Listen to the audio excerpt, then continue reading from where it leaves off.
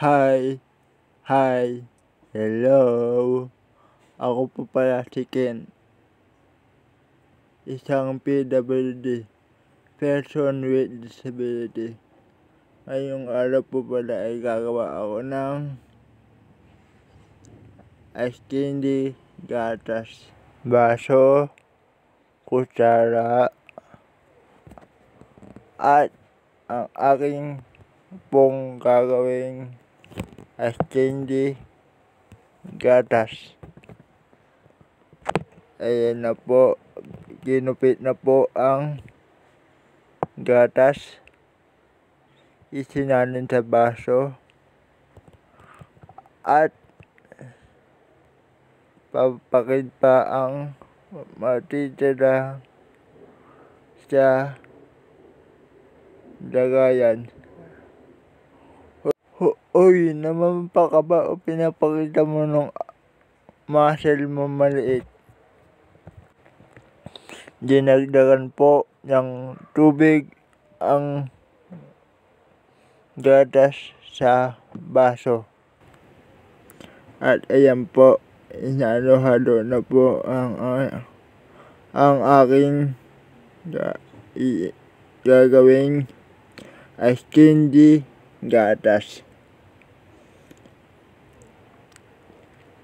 Dinagdagan po ng asukal at hinalo-halo po ulit upang humalo ang ating dinagdag na asukal.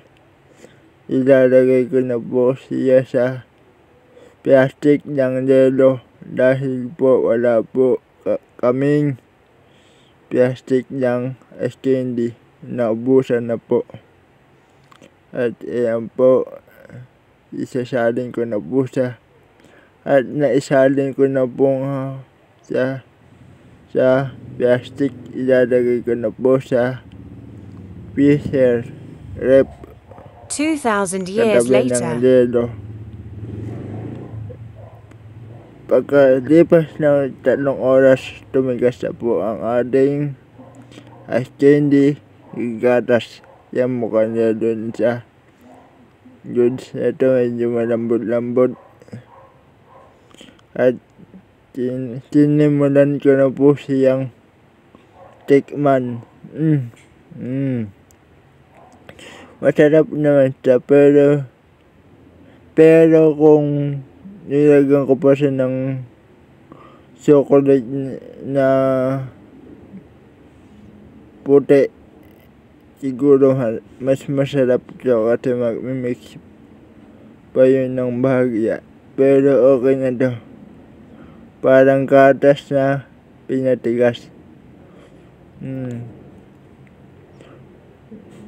Maganda ito gawin sa mga bata.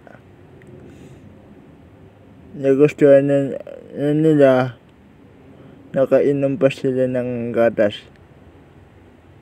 Sarap. So, paano guys? Paki-like, share, and follow naman po ang aking page. And paki-subscribe po ang aking YouTube channel. Muli, ako po si Ken, isang PWD, person with disability. See you in next vlog. Bye-bye.